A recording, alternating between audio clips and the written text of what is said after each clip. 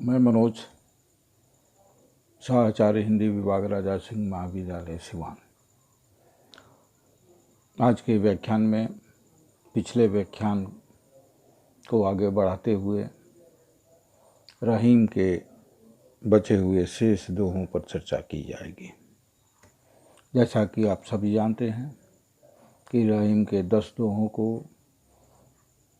स्नातक प्रथम वर्ष के हिंदी रचना 100 अंक के पाठ्यक्रम में प्रस्तावित किया गया है।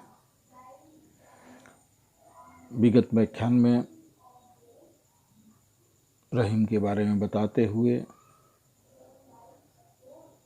स्पष्ट किया जा चुका है कि रहीम मध्यकाल के हिंदू मुस्लिम एकता के बीच से पनपी सामाजिक संस्कृति के प्रतिनिधि कवियों में से एक हैं। रहीम के अरबी फारसी के जानकार होने के बावजूद उन्होंने अपने नीति विषयक उपदेशपरक दोहों की रचना यहाँ की देसी भाषा में की। उन्होंने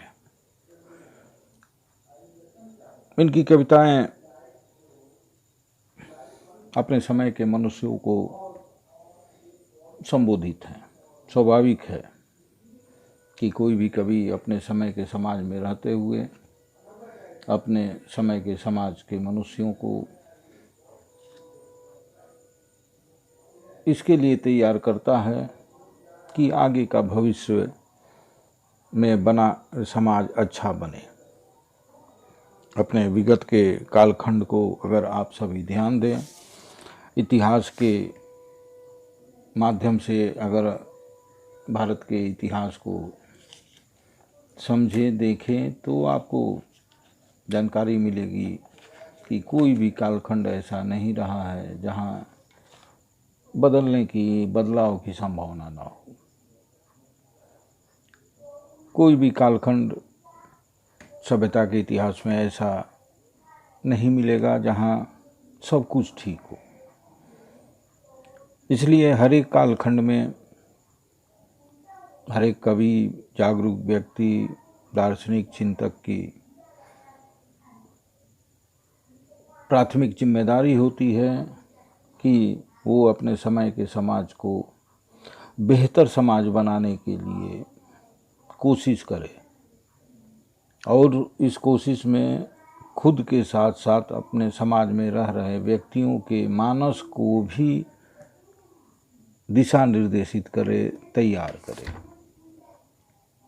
जब तक मनुष्य सटीक अर्थों में, सही अर्थों में मनुष्य नहीं बन जाएगा, तब तक अच्छे समाज की कल्पना असंभव है। रहीम भी अपने दोहों के माध्यम से अपने समय के मनुष्यों को सचेत कर रहे थे, मानसिक रूप से तैयार कर रहे थे ताकि एक बेहतर समाज की परिकल्पना हो सके, बन सके।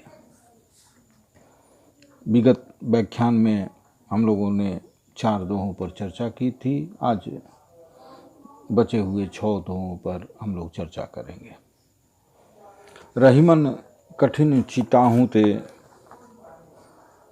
चिंता कर चित चेत, चिंता दहती निर्जीव कह, चिंता जीव समेत। कवि अपने इस दोहे के माध्यम से चिंता के दुष्प्रभावों पर लोगों को सचेत कर रहा है कि चिंता का दुष्प्रभाव कितना खतरनाक होता है। कवि कहता है कि चिंता से अधिक कठिन चिंता है, चिता से अधिक कठिन चिंता है। चिता मतलब जो मृत्यु के उपरांत चिता पर लोगों को, शव को, लाश को चिता पर जलाया जाता है, वो चिता से चिंता की तुलना करते हुए बताता है, कवि लोगों को सचेत करना चाहता है कि चिता से ज़्यादा कठिन चिंता है, चिता से अधिक दुष्परिणामकारी चिंता है। क्योंकि चिता तो निर्जीव लाश को जलाती है, निर्जीव शरीर को जलाती है, किंतु चिंता जीवित व्यक्ति को जलाती रहती है। वो हमेशा चिंता की जिसके हृदय में बैठ जाए तो वो जीवित रहते हुए भी भीतर भीतर उसको जलाते रहती है। तात्पर्य यह है कि चिंता चिता से अधिक विनाशकारी होती है। चिता तो किसी पर दुष्प्रभाव मरने के बाद डालती है, चिंता तो जीवित रहते भीतर ही भीतर उसे जलाती रहती है।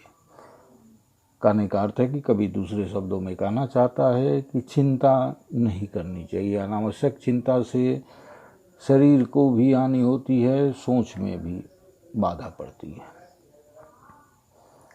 अगला दोहा है कि रहीमन निज मन की व्यथा मन ही राखो गोए, सुनी अठिलई हैं लोग सब बाँटी न लई हैं कोए।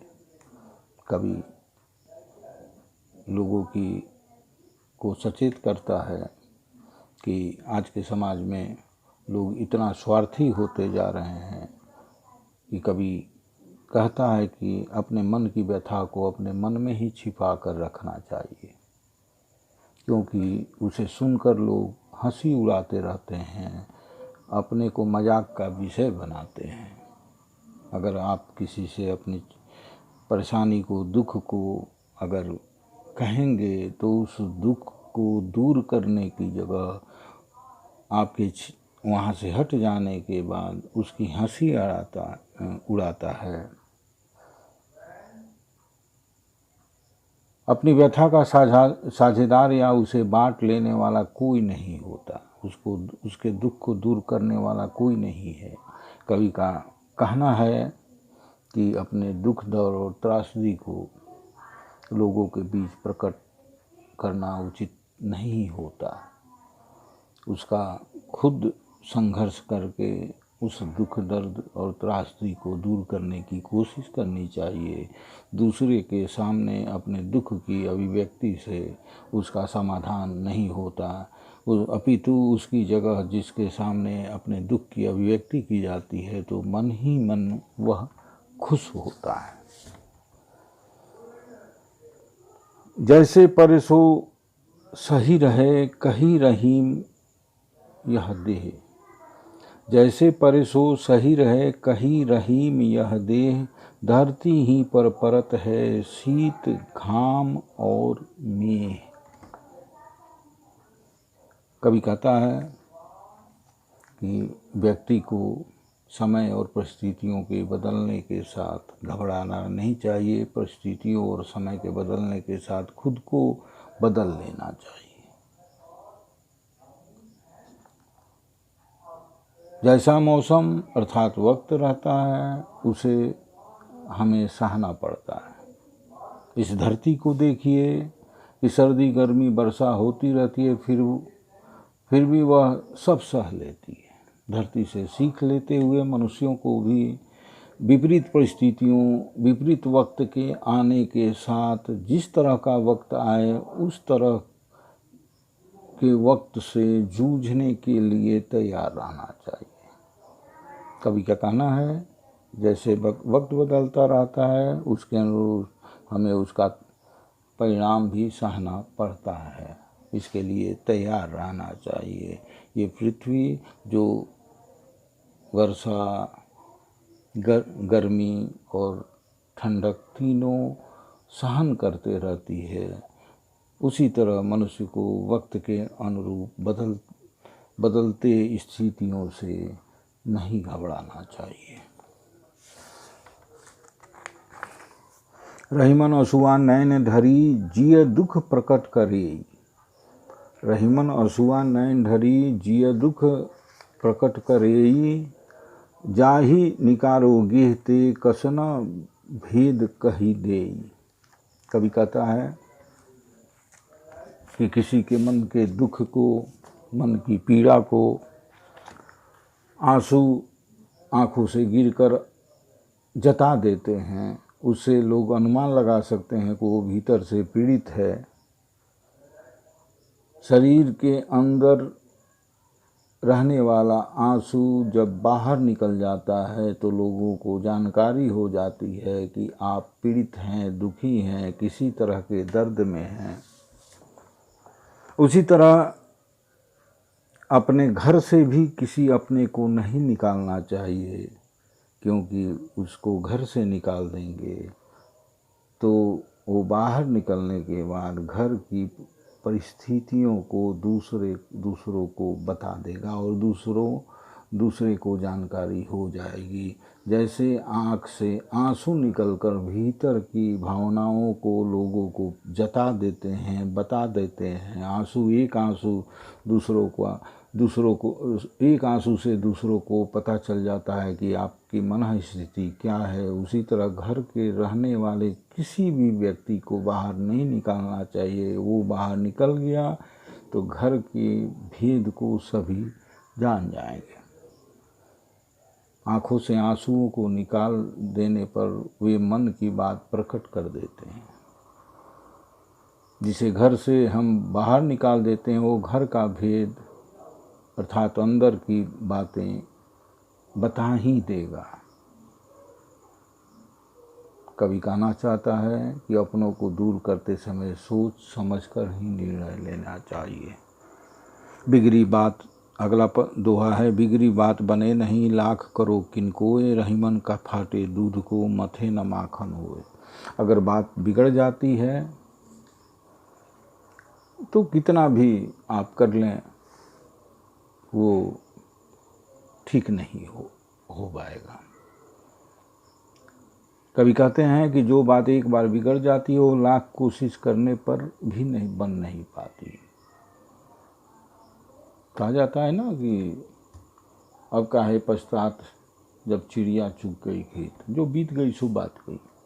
जो बात बिगड़ गई उसका अफसोस नहीं करना चाहिए, क्योंकि वो आप अफसोस करके लाख कोशिश करेंगे वो बिगड़ी बात नहीं बनेगी। अब नए चीज़ों के लिए नया प्रयास आरंभ कर देना चाहिए। बिगड़ी बात के पीछे अपना सिर नहीं ढूंढना चाहिए। उदाहरण देते हुए कहता है कि जैसे एक बार दूध फट जाता है तो उसे कितना भी मथा जाए उससे मक्खन नहीं निकलता। कवि का कहना है कि कोई बात बिगड़े ही नहीं, इसका ध्यान पहले ही से रखना चाहिए कि बात बिगड़े नहीं, क्योंकि बिगड़ने के बाद बात फिर बनाई नहीं जा सकती, उस बात को ठीक नहीं की जा सकती। अगला दुआ है कि रहीमन देखी बड़न को, लघु न दीदिए दाढ़ी, जहाँ काम आवे सुई, कहाँ करे तरवारी। कवि कहता है कि बड़ी वस्तु को पाकर छोटी वस्तु का त्याग नहीं करना चाहिए, क्योंकि सब इस जीवन के क्रम में सबकी अपनी अपनी उपादेयता है, उपयोग है। क्योंकि जहाँ छोटी सी सुई काम में आती है वहाँ तलवार क्या कर सकता है। कवि का कहना है कि जैसे बड़े का महत्व होता है वैसे छोटे का भी विशिष्ट स्थान पर महत्व होता है। अतः छोटे की उपेक्षा नहीं करना ही चाहिए। सबको अपनी नज़रों के सामने सबको बराबर समझना चाहिए। जो बड़ा है उसको विशेष सत्कार, जो छोटा है उसको दुत्कार। ऐसा व्यवहार नहीं करना चाहिए। समाज में सबकी उपयोगिता है, सबको सम्मान देना चाहिए। धन्यवाद। अब अगले व्याख्यान में अगले विषय पर हम लोग चर्चा करेंगे। धन्यवाद।